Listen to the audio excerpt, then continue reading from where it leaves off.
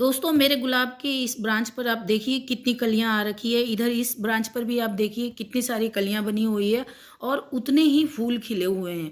मेरे पौधों पर इतनी कलियां भी आ रखी है, जितने कलियां बनी हुई है उतने ही फूल खिले हुए हैं। और ये सब जो आप रिजल्ट देख रहे हैं, इतने सारे फूल और कलियां, एक एक शाखा पर आप देख रहे हैं ढेर सारी कलियां जो लगे हुए हैं, ये सब ऑर्गेनिक फर्टिलाइज़र का दम है। जो भी ऑर्गेनिक फर्टिलाइज़र मैं घर में बनाती हूँ, एकदम फ्री में बनाती हूँ, उससे मुझे देखिए आप कितना अच्छा रिज़ल्ट मिलता है। आप देखकर बिल्कुल हैरान हो जाएंगे, इतना अच्छा आपको रिज़ल्ट मिलता है, इतनी बढ़िया फ्लावरिंग मिलेगी आपको उससे।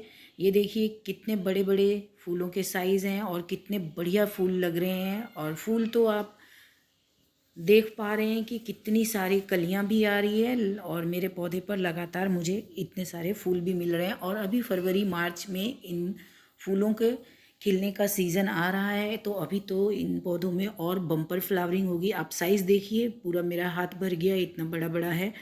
वैसे तो फूलों का साइज़ डिपेंड करता है आपके पास कौन सी वैरायटी का रोज़ है, उस पर डिपेंड करता है, लेकिन वैरायटी कोई भी हो, हमारे पौधे पर बहुत सारे फूल आए, कलियां बने बहुत सारी, इनकी ग्रोथ बहुत अच्छी हो, इसी विषय पर आज के वीडियो में हम बात करेंगे, चर्चा करने जा रहे हैं। तो नमस्कार दोस्तों, पुनः हार्दिक स्वागत करती हूँ आप सबका अपने यूट्यूब चैनल SK गार्डनिंग में।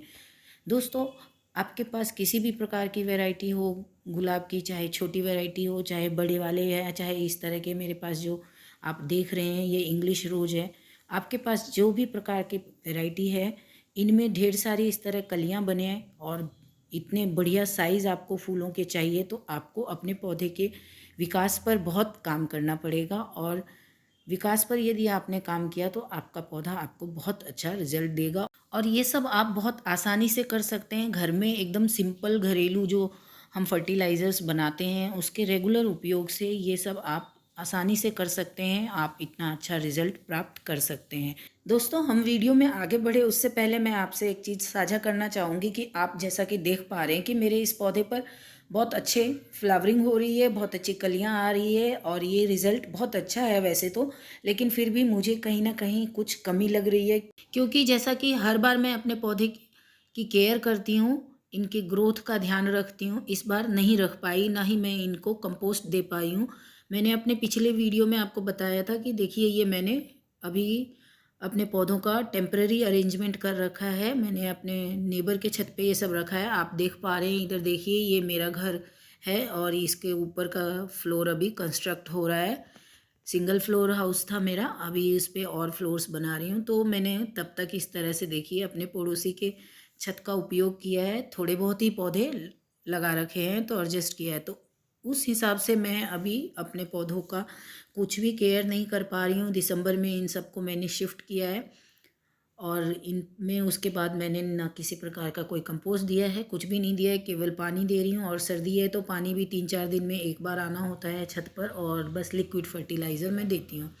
उसके बाद भी वैसे तो पौधा बहुत अच्छा रिजल्ट दे रहा है, लेकिन हमें स्वयं में लगता है कि हमने हमारी तरफ से जो हमें करना चाहिए था वो नहीं किया। बस मुझे ये फीलिंग आ रही है। तो इस तरह की बम्पर फ्लावरिंग आपको मिले और इतना अच्छा साइज़ आपको फूलों का मिले, इसके लिए आपका पौधा विकसित होना चाहिए। यदि आपका पौधा पूरी तरह से विकसित है, पौधे की विकास बहुत अच्छी है, ग्रोथ है अच्छी है, तभी आपका पौधा इस तरह से फ्लावरिंग कर सकेगा। और पौधे की विकास के लिए आपको सबसे पहले उसके जड़ पर काम करना है। तो जड़ को आपको इस तरह से गुड़ाई कर देनी है हर 15 दिन में या 1 महीने में एक बार। तो आपको अवश्य अपने पौधे की गुड़ाई करनी है, ताकि इसके जड़ों में जो है हवा जाती रहे, एरेशन बना रहे, और जो भी इसमें अनवांटेड चीज़ें निकल आती है, वीड्स हो गया या इनकी जड़ें एक्स्ट्रा बाउंड होती रहती है यदि आप गुड़ाई नहीं करेंगे तो वो सब इसमें से थोड़ी बहुत जो जड़ें होती हैं वो भी हट जाएंगी। तो इससे क्या होगा कि हमारी जो पौधे की जड़ें हैं वो रूट बाउंड का स्वरूप नहीं लेंगी और इस तरह से हमारे पौधे बहुत अच्छे से ग्रो करेंगे और उनका जो जड़ों का संपूर्ण विकास होगा। तो इस तरह से सबसे पहले तो आपको अपने पौधे की गुड़ाई कर लेनी है, और गुड़ाई करके इनको 1 से 2 दिन धूप लगने देना है। गुड़ाई करने के बाद आपको इनको 1 से 2 दिन धूप लगने देना है। और धूप लगने के बाद इसमें कंपोस्ट देना है। वो कंपोस्ट भी आपको क्या देना है वो मैं आपको बाद में बताऊंगी, लेकिन अभी मैं आपको बताती हूँ जो आपको इनकी जड़ों के विकास के लिए आपको देना होता है वो आप क्या दे सकते हैं। दोस्तों, हम तो ऑर्गेनिक फर्टिलाइज़र अक्सर बनाते रहते हैं। ये देखिए, ये बकेट मैंने आपको मेरे वीडियोस में कई बार बताया है कि इस तरह से ये मेरा बकेट पड़ा ही रहता है और इसमें मैं लिक्विड फर्टिलाइज़र बनाती रहती हूँ।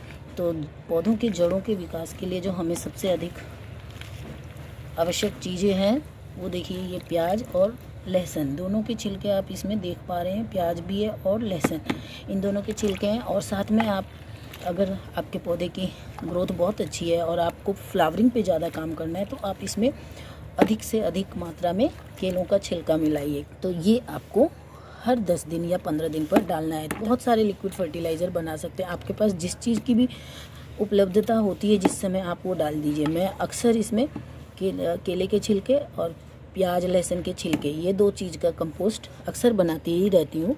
तो इसको आपको अपने पौधे को डालना है। आपको ये कंपोस्ट ये मैं देखिए 1 मग ये कंपोस्ट लेती हूँ तो इतना ही मैं पानी इसमें मिक्स करती हूँ। अभी मेरे पौधे में ज़रूरत नहीं है, फिर भी मैं आपको दिखाने के लिए ये ले रही हूँ और इतना ही पानी भी मैं इसमें मिला दूँगी। तो ये मैंने 1 मग फर्टिलाइज़र लिया था और साथ में 1 मग मैंने पानी लिया है और यही मैं अपने पौधों को देती रहती हूँ। लेकिन आप जैसा कि देख पा रहे हैं मेरे पौधे के मिट्टी अभी पूरी तरह से वेट है और मैं अभी इसमें पानी नहीं दे सकती हूँ।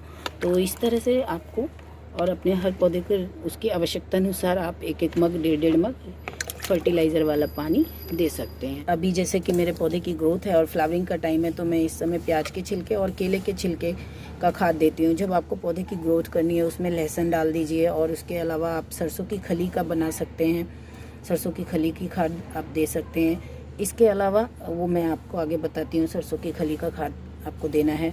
इसके अलावा आप जो लिक्विड फर्टिलाइज़र जो भी आपके पास अवेलेबल होता है, जैसे कि किचन वेस्ट कंपोस्ट ही होता है। ये देखिए, मैं इसमें किचन वेस्ट कंपोस्ट बनाती रहती हूँ और मैं आपको दिखाती हूँ।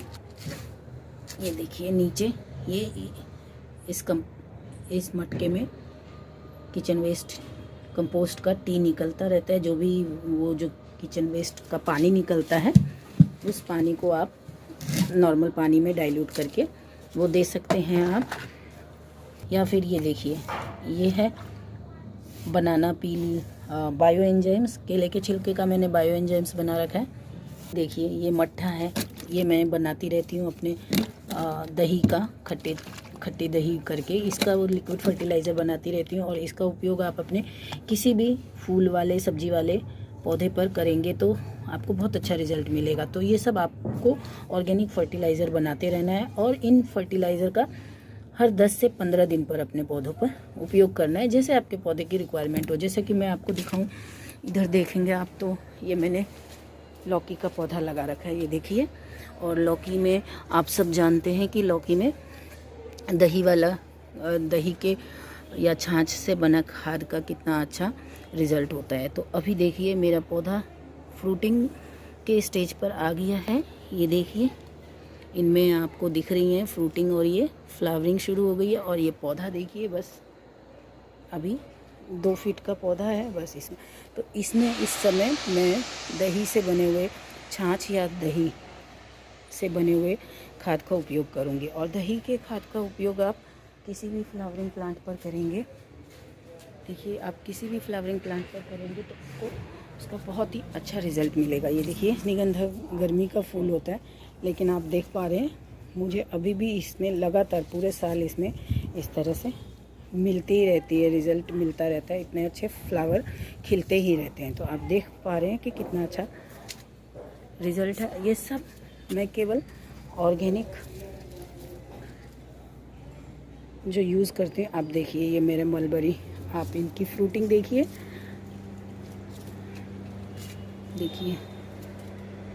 भर भर की फ्रूटिंग है। ये देखिए, अभी मैं आपको और दिखाऊं, ये आप देख पा रहे हैं तो देखिए कितने सारे फल हैं। देखिए मलबरी में फ्रूट्स देखिए। ये सब कहने का मतलब है कि हम जो एकदम फ्री में वेस्ट है हमारे घरों में ऐसी चीज़ें, उनका जो हम अपने गार्डनिंग में उपयोग करते हैं कंपोस्ट के रूप में, तो उससे बहुत ही अच्छा रिज़ल्ट मिलता है। मैंने आपको इनकी भी फ्लावरिंग्स दिखाई थी। तो देखिए, कोई भी चीज़, फूल है, सब्जियां हैं, आप मेरे पुराने वीडियोस में देखेंगे तो आपको पता चलेगा, सब्जियां भी इतनी अच्छी निकलती हैं। तो ये देखिए, अब धूप आ गया है तो अब शायद आपको ये और अच्छे से दिखेगा। देखिए कितना अच्छा लग रहा है। तो दोस्तों, अगला जो पॉइंट है वो यही है कि आपको अपने पौधे को धूप का ख्याल रखना है। आपको अपने पौधे को ऐसी जगह पर रखना है जहाँ इसे दिन की 5-6 घंटे की धूप मिल सके।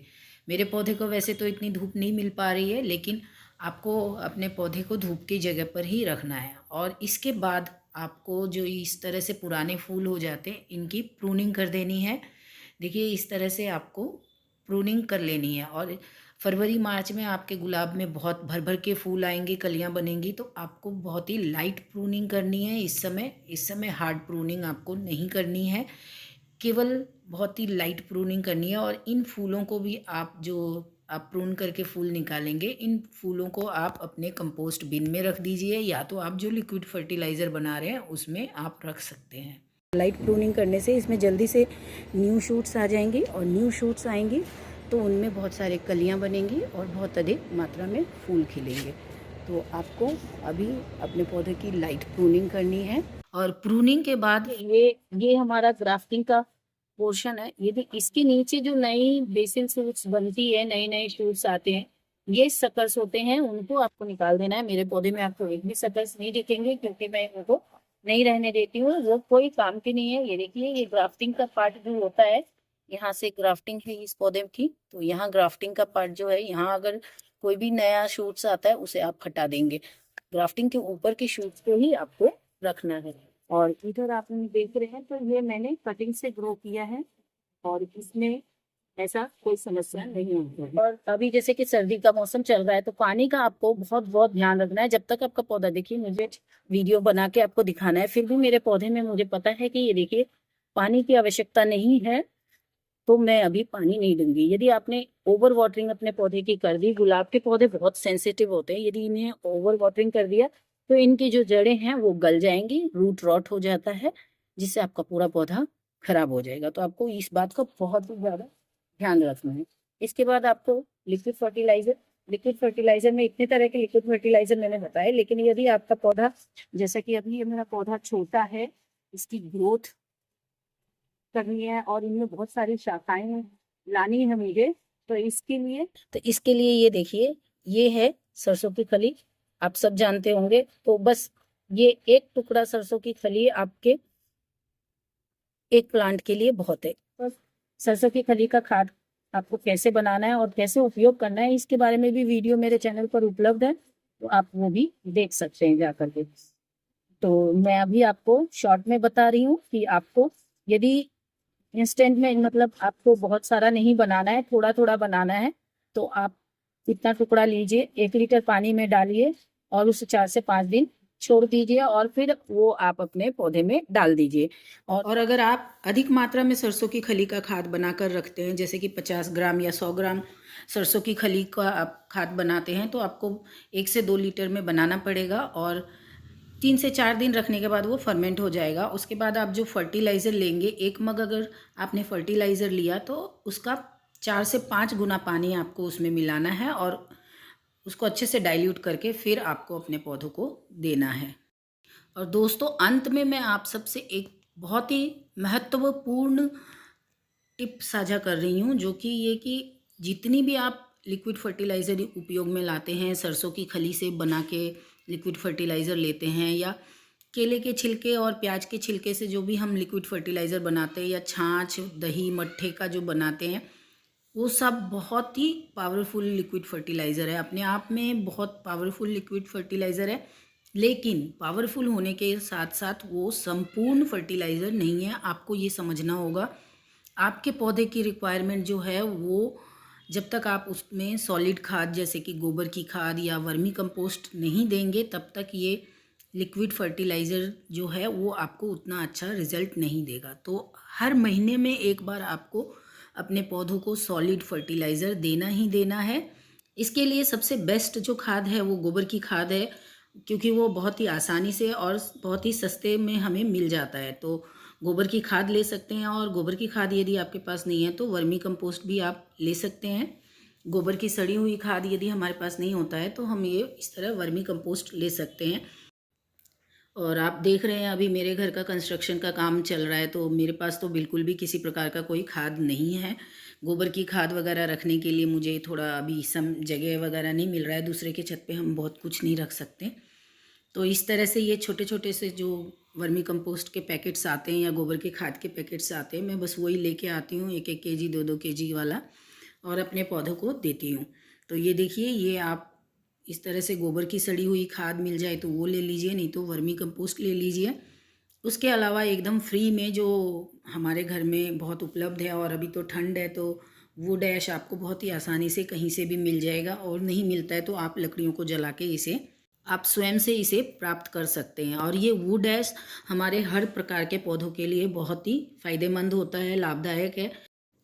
और जब भी आप अपने पौधों को कंपोस्ट दे रहे हों तो उसमें थोड़ी सी हल्दी भी अवश्य मिला दीजिए। ये हल्दी देखिए, मैंने पिछले साल जो हार्वेस्ट किया है उसी को मैंने ग्राइंड करवाया था, तो जो हम छानते हैं तो मोटे पार्टिकल्स होते हैं, मैं उसका उपयोग गार्डनिंग के लिए कर लेती हूँ। तो क्योंकि हल्दी एक नेचुरल फर्टिलाइज़र है और आसानी से उपलब्ध है, तो वो ले लेना है। इसके अलावा देखिए, आपके पास जो भी फर्टिलाइज़र हो वो ले सकते हैं। मेरे पास ये संतरे के छिलके से बना हुआ खाद है तो मैं ये ले रही हूँ। केले के छिलके का खाद आप ले सकते हैं।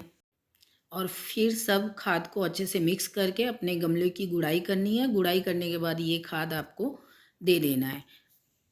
ये खाद आपको अपने गमले के साइज़ के अकॉर्डिंग देना है। यदि 10 इंच का गमला है तो आप 1 से 2 मुट्ठी खाद देंगे तो भी बहुत है, और यदि 12 इंच का या 15 इंच का गमला है तो आपको 3 से 4 मुट्ठी खाद अपने हर गमले में डालने हैं।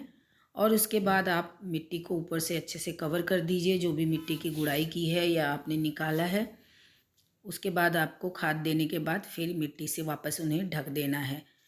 तो दोस्तों, ये खाद आपको अपने पौधे को 1 महीने या 1.5 महीने में अवश्य देना है।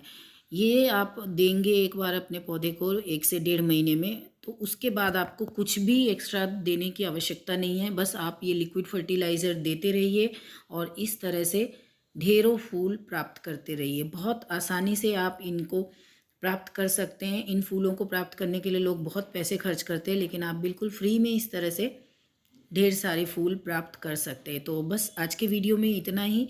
आशा करती हूँ जो भी जानकारी आज के वीडियो में मैंने आपको दी, आपको पसंद आया होगा। वीडियो अच्छा लगा हो तो वीडियो को लाइक कर दीजिए, चैनल को सब्सक्राइब कर लीजिए। मिलते हैं अगले वीडियो में, तब तक के लिए नमस्कार।